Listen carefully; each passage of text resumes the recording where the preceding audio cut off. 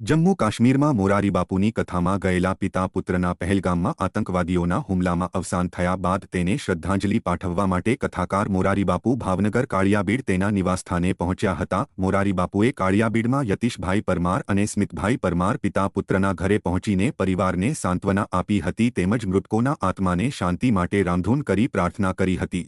બાપુએ આ સમયે પરિવાર સાથે અમે ઊભા છીએ તેમ જણાવ્યું હતું। જો કે પ્રત્યક્ષદર્શી સાર્થક સાથે બાપુ એ વાત કરીને તેને પરિવારનું ધ્યાન રાખવા અને હિંમત આપવા જણાવ્યું હતું।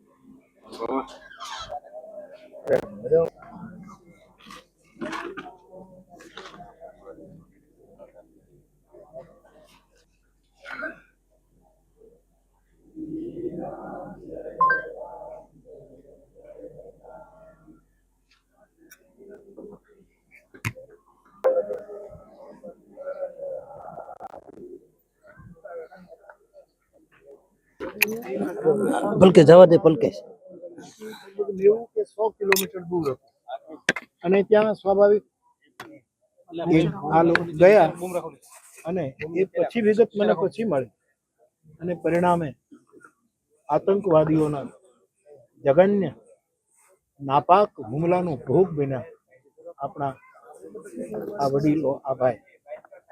મેં વ્યાસપીઠ પરથી મને એવું લાગ્યું કે હવે આ વાતાવરણમાં કથાને આગળ ન લઈ જવી જોઈએ એટલે 5 દિવસની કથા કરીને મેં કથાને સ્થગિત કરી દીધી। 4 દિવસની કથા હવે જ્યારે ભવિષ્યમાં પ્રભુ કહેશે ત્યારે હું ત્યાં કરવા જઈશ, પણ મેં મારી શ્રદ્ધાંજલિ આ 26 આત્માઓએ જે વિદાય લીધી એની મેં વ્યાસપીઠ ઉપરથી શ્રદ્ધાંજલિ આપી, મારી પીડા વ્યક્ત કરી। પણ હું આજે મને સવારમાં સમાચાર મળ્યા કે બંને શરીર બોડી અહીંયા આવી ગઈ છે અને આજે એમનો સંસ્કાર એટલે મેં બુધાભાઈને ફોન કર્યો, એમને મારી સાથે વાત કરી, હું આવું છું મારી શ્રદ્ધાંજલિ અને હું મારી પીડા ઓછી થાય થોડી એટલા માટે હું ત્યાં આવી જાઉં, એટલા માટે હું આવ્યો છું। મારી પુનઃ એક વખત દિવંગતોની શ્રદ્ધાંજલિ છે।